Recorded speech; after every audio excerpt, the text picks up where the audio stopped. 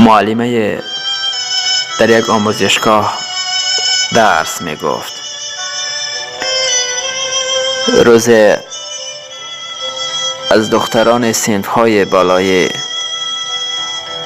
چنین سوال کرد: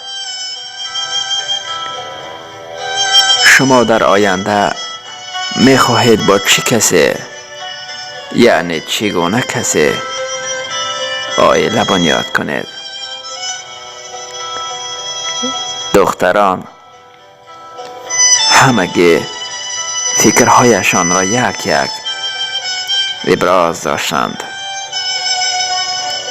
نوبت رسید به دختری از همه فعال صنف.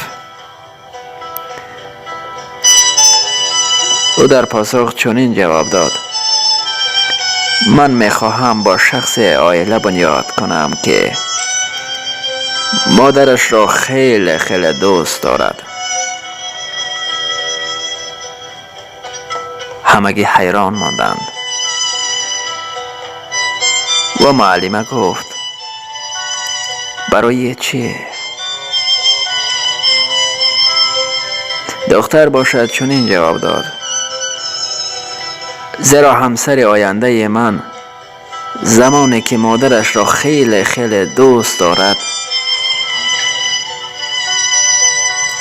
پسر من نیز در آینده مرا خیلی خیلی دوست خواهد داشت. صنف را خاموشی فرا گرفت. همه خاموش ماندند. برای همین دوست داشتن مادر، حرمت او را به جا آوردن، یعنی ایمان به خدا داشتن است. مادران خود را خیلی دوست دارید